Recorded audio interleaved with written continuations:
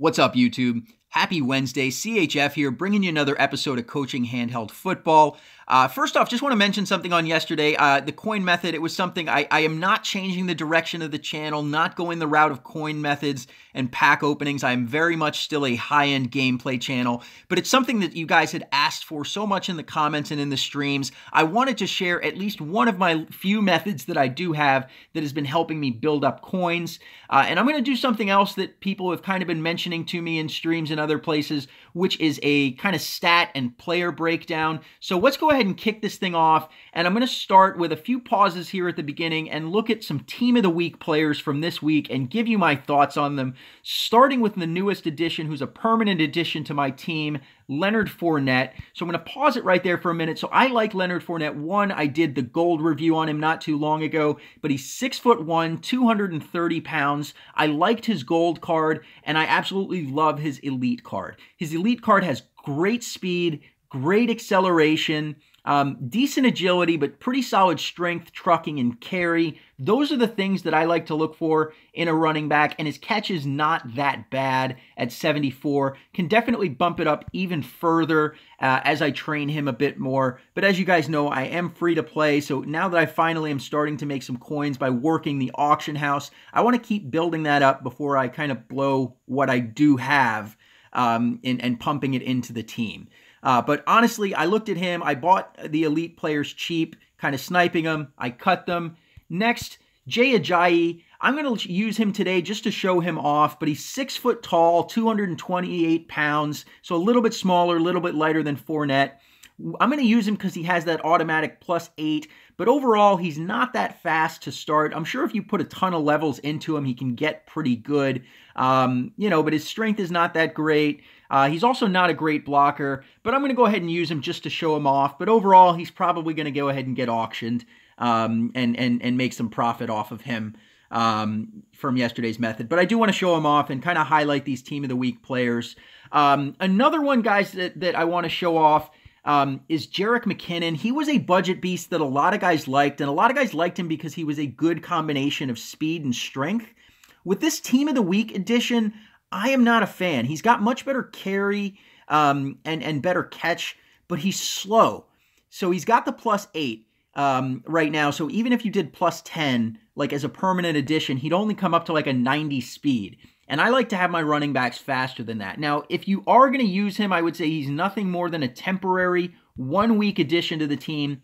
Put the 10 into him, enjoy the +18 temporary, and then go ahead and just feed him into somebody else in the future, because I think if you just wanted to go the gold halfback, you have better options. I'm going to show off Antonio Gates as well. He's from the new long shot event. I went with the +6 catch in traffic because I think that's a very important stat for a tight end. He's also 6'4", 255 pounds, so he's not as tall as Coby Fleener at 6'6", but since he's an elite and since he was free and since I plan on feeding Devin Wade to him once I get the 100 overall Brady, I think he's going to be a great addition to the team, especially since he's free. So moving on to the defensive side of the ball, guys, there are a couple of the Team of the Week players I want to show off here, starting with Kyle Van Noy. Kyle Van Noy, he's 6'3", 252 pounds. Not great, but he has decent zone coverage, which is what I want in a middle linebacker. Decent pursuit, decent tackle. He's decently fast. If you were to put him as a 1-week temporary option, train him up 10 points, plus his +8, he'd be an awesome temporary beast, but I don't know if I really want to do that, so I'm just going to leave him in temporarily because he's not half bad. Plus, he's not in on every play since it's the 3-4 linebacker spot. He's not going to be in on nickel, dime, 4-3. Here's Jonathan Joseph. Again, decent if you want a temporary option, train him up 10 points, but to have a corner with 86 speed, even if you put 2 more levels on him permanently, he'd only be 88 speed. He's got decent play recognition, but his hit power's low, his tackle's low, and he's only 5'11" and 188 pounds. So I'm going to keep him there for a moment, but not a real good addition. I would pass on this addition of Jonathan Joseph, since as a gold player, you can only put 10 levels into him.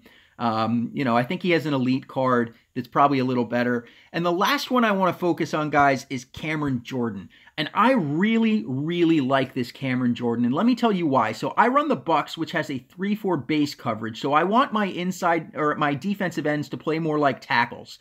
So what that means is I want power moves instead of finesse moves. If you have a 4-3 team and you're running a true defensive end, finesse moves are the things that'll let them spin around the offensive line. I want him to function more like a tackle, bowling through, and he's got great strength, great power moves, great hit power and block shedding, solid pursuit and play recognition, solid awareness, and he's fast, guys. He is fast. So while he's got that +8 overall, he's definitely staying in. I may end up keeping him for the long run, though. I still haven't decided. I'm still going to look and see what else is out there and what I can get cheap. But I definitely recommend this Cam Jordan. He's a very solid player. I'm probably going to keep him, especially while he has that temporary +8 overall. There's no chance I'm getting rid of him before October 24th. Because he's just got great stats. So that's kind of my thoughts on the Team of the Week players, guys. And I'm going to show you, yesterday my plan where I show you I do look for the Team of the Week elites because of their cut rate value. Hopefully you guys don't kill that for me. But as you can see, I did pick up some of these guys. I plan on selling them Friday or Saturday when kind of, supply dries up a little bit. But, it can really work for anything. Whenever there's a massive flood of supply going into the market of something, if you buy it while there's a flood and sell it when the flood dries up and there's less of those out there, I mean, that's just the simple buy low, sell high way to make coins. So it's not even a method. It's just, how you make coins. Buy something when it's priced low, sell it when it's priced high. When is something going to be priced low? When there's a ton of it in the auction house and everybody's undercutting. So anytime there's something that creates a big flood of cards going into the market, that's the time to buy, if they're good cards that'll hold their value. So we're going to start this out, guys, with Bunch PA Pin Deep. On this one, I've got two guys I go to, either wide receiver 1 or the tight end. In this 4-3 coverage, it's going to be depending on whether I get a deeper zone or a shallow zone. If it's a deeper zone, I'm going to go to the tight end. If it's a shallow zone, I'm going to wide receiver 1. And I'm going to get blown up and sacked. I wanted to go to the tight end on that, but couldn't pull it off. Second down, we're going to go with trips tight end, halfback counter. My favorite second down run because it forces dime coverage, which means you've got bigger guys on your offense than on the defense. Brings up a 3rd and 9 here, guys. So I'm going to go with motion cross since we're on the right hash. We have man coverage since they took a step. Last year, I would have went to the slot receiver Gates. This year, I run for it because I do not trust him to catch that ball. The drops this year are so real. Gates makes a great block there, and we get it up to about midfield. I'm going to go with Strong Eye Twins, PA fullback flat. See if we can show off Ajayi so you at least get some gameplay before I pull him off of my team. I either go to the fullback or wide receiver 2 on the crossing route here, whoever is open. In this case, Ajayi's open, so I'm taking it there. We've got decent blocks. Let's see if we get a truck, somehow stay in bounds, and we take that one to the house, guys. So we're sitting on our first touchdown. As always on this channel, I flip toss for 2-point conversions. Since it's not countered, I'm just going to head to the edge, take it in, and we are sitting on 8 for the day. So this particular week, we're up against Madden Mobile Forums, is a Reddit league. So a shout out to the folks on Reddit. I know some of my audience here is on Reddit. So, definitely notice these guys are a Reddit league. So, yeah, so, great to see guys who I see in other communities, whether it's Mutthead, Reddit, or even here just on the channel. Of course, we're systematic front and they're ranked around 1,000. So it's not exactly a nail biter.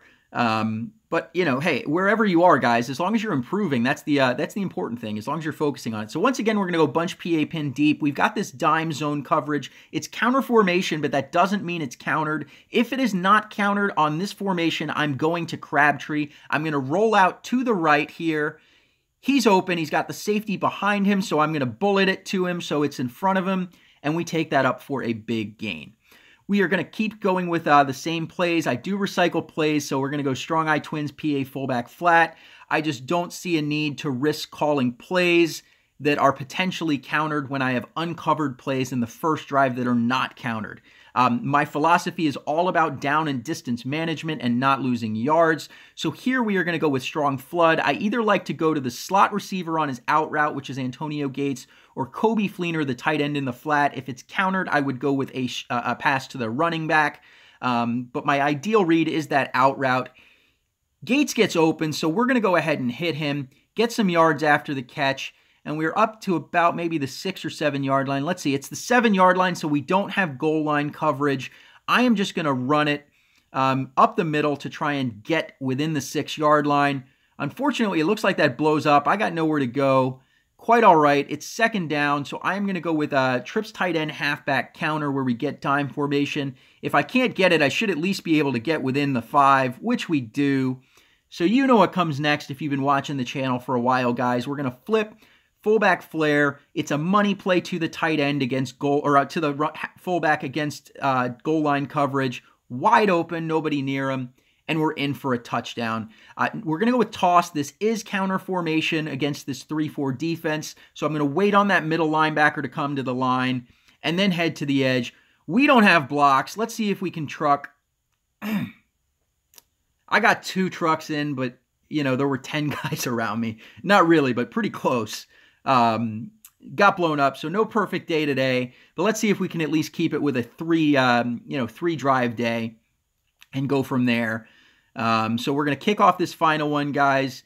And then someone had asked about my game plan. I think I'll show off my game plan at the end, at least briefly, just to kind of show you where it is. I am very much still building it. Eventually, when we get a good match, I will do a video on live countering. But here we are. We're going to take this one out. We're on the left side of the field where we like to start it. And as I said, I'm going to recycle plays. So here we go. We've got the 4-3 coverage. If it's a deeper zone, we're going to go to Kobe Fleener, the tight end. If it's a shallow zone, we are going to go to Crabtree. It's a deeper zone, so we're going to dump it off to Fleener. And we are up to about the 35-yard line. We're going to go with Strong Eye Twins, PA fullback flat again, because as I said, if I know something's not countered, that's what I'm going to lead with. Here, Ajayi's covered, so I'm going to go to wide receiver 2 to Martavis Bryant, where we pick up a big gain inside the 40. I wanted to do a bullet because he was in front of the guy guarding him. If he's behind the guy guarding him, you tend to do a lob. Here, we're going to go strong flood again. I told you the reads last time. Slot receiver and tight end are your 2 main ones. Slot receiver's covered. Going to dump it off. And Kobe Fleener, despite being epic at catching in traffic for some reason, he just drops those open passes for no reason. So trips tight end, halfback counter. We're going to go to the edge, get a truck, get another truck. Unfortunately, we couldn't get a third one. Didn't have enough momentum to even try. So it sets up a 1st and 10. Here, guys, we're going to go with a strong eye PA slide. On this one, I either go to the deep drag route to the tight end or to the fullback in the flat. One of them will be open. It's just a matter of making the read on who it's going to be. So here we go. Let's go ahead and send this one off. We're going to go to Fleener here. He's got the separation. So he goes down. We are at the 1 yard line where we are going to use our money goal line play. Fullback flare. It's just a broken play, broken coverage. We hit the fullback wide open for a touchdown. Flip toss, once again, it is countered, so we are going to wait on that middle linebacker. That's a preference. Some great players don't do it. I just say, hey, if you can take somebody out of the play, why not? There we get enough blocks to get in around the edge, so we finish with 22 on the day. And I'm going to go ahead and just hop into the game plan, stop it there, tell you a little bit more about what's to come. I think actually, yeah, let's see. We did get a defensive play. Let's take a look at how they went. Yep, just couldn't make things happen. So guys, here is my game plan, and I will stop it there. The halfback stretch and halfback counter, I made an elite game plan. That is a crappy one. I'm either going to look to make another one and then try my luck of flipping it in, or probably the smarter thing is to sell it and get what I can out of it. Maybe, who knows, maybe there'll be another run tournament at some point this year. I don't know. But we'll figure something out. But as you can see, I'm slowly building it up. building up my gold combos so that I can do live countering at some point in the future. But if you like this video, hit that thumbs up button. If you are new here, hit that subscribe button. Hang out with me for a week or two. What you can expect is daily gameplay related content, normally in the form of LVL drives guided by what I'm doing, why I'm doing it, what the reads are, so on and so forth. And if you want to see what I drop, when I drop it, hit that bell icon to join the notification squad. I love you guys. You are the best audience ever. I will see you tomorrow. CHF out.